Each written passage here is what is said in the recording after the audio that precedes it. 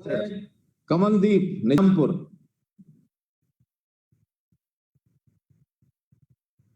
कमलदीप निजामपुर। नमस्कार मुख्यमंत्री जी। नमस्कार, कैसे हैं आप? जी बढ़िया एकदम कमलदीप जी। मैं आपका बहुत बहुत धन्यवाद करना चाहता हूं, क्योंकि निजामपुर गांव सबसे आखिरी गांव है बड़ौदा हल्का का और सोनीपत जिले का।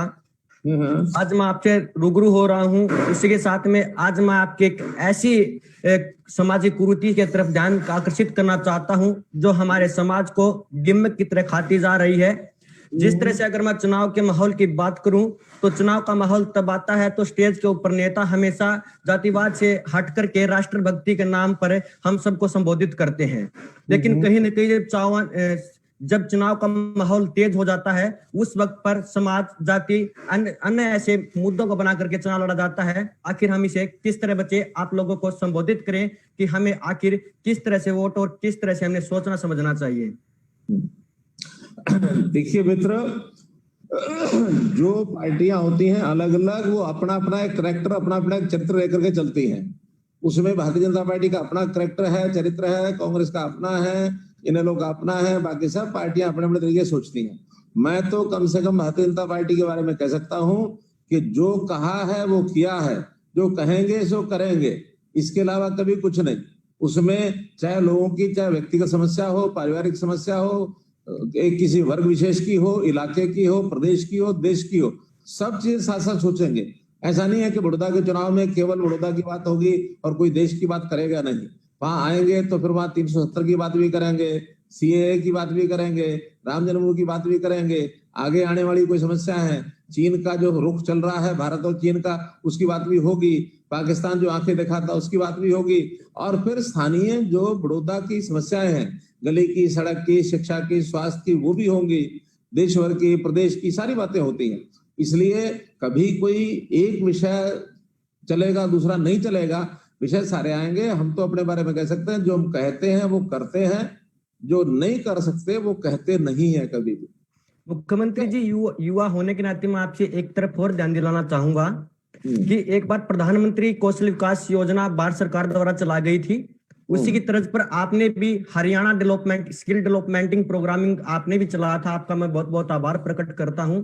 वो तहसील लेवल के ऊपर चला था, लेकिन मैं ग्रामीण प्रवेश से अपना प्रवेश करता हूं तो मुझे इस चीज का, जिस तरह मैंने रिसर्च की इसके ऊपर पता लगा, यहाँ पर जो व्यक्ति 10वीं तक क्लास तो किए हुए हैं लेकिन गोहाना जाने के लिए स्किल सेंटर तक नहीं पहुंच पाते।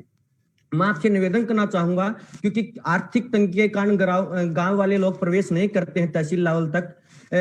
उसके लिए मैं आपसे निवेदन ये कर रहा हूं कि जो स्किल सेंटर आपने तहसील लेवल पर दिए थे उनको आप ब्लॉक लेवल पर दें, ताकि एक ब्लॉक के अंदर केवल 2 या 3 गांव का ही डिस्टेंस होता है, ताकि हम किसी भी तरह से वहां जाकर के हमारे युवाओं को स्किल वहां पर शिक्षा दे करके आने वाली IMT का प्रोजेक्ट जो आप लेकर आ रहे हैं वहीं पर हमें पक्के रोजगार की गारंटी मिल सके।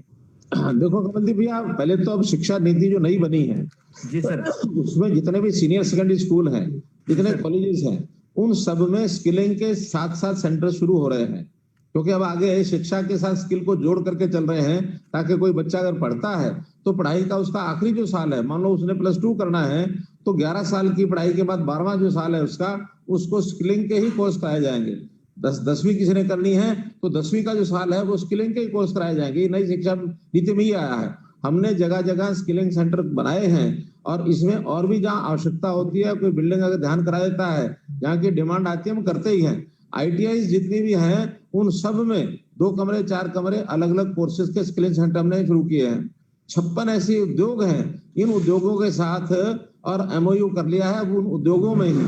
ये ठीक है कि हर चीज हर जगह पर तो नहीं होती। अब उद्योग का तो जहां मशीनरी लगी, जहां उसका परिसर है, उसी में जाकर के स्किलिंग करानी पड़ेगी, और स्किलिंग के लिए 4 कदम आगे पीछे चलना होगा, तो उसके लिए वहां रहने की, करने की व्यवस्थाएं भी सब जगह की जाती हैं। अब बिल्कुल हर गांव में स्किलिंग का सेंटर खुलेगा, क्योंकि इसके लिए इंफ्रास्ट्रक्चर बहुत बड़ा चाहिए होता है, मशीनरी की जरूरत होती है। बाकी सब ITI के साथ हमने जोड़ दिया, ITI हर ब्लॉक में है, और इसी प्रकार से शहरों के अंदर सब जगह खुले हैं। कुछ जगह पर लोगों ने प्राइवेट खोले हैं।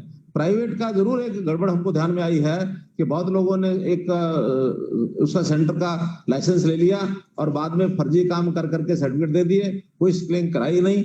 ऐसे फर्जी काम भी हमको बहुत ध्यान में आए हैं। अब हमने स्किल यूनिवर्सिटी जो बनाई है, स्किल यूनिवर्सिटी के साथ एफिलिएशन कराएंगे ऐसे जितने भी स्किलिंग के ट्रेनिंग सेंटर्स हैं, उन स्किलिंग ट्रेनिंग सेंटर्स की उसके साथ करा करके और अलग अलग स्किल्स का, क्योंकि लगभग 800 कोर्सेज ऐसे हैं जिसमें स्किलिंग कराई जा सकती है।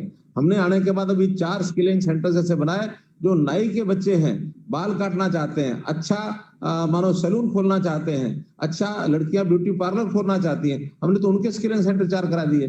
तो ऐसे किसी भी प्रकार की स्किलिंग की जरूरत जहां समझी जाती है उसके तरफ करते हैं। थैंक यू मुख्यमंत्री जी, बहुत बहुत धन्यवाद आपका रूबरू होने के लिए।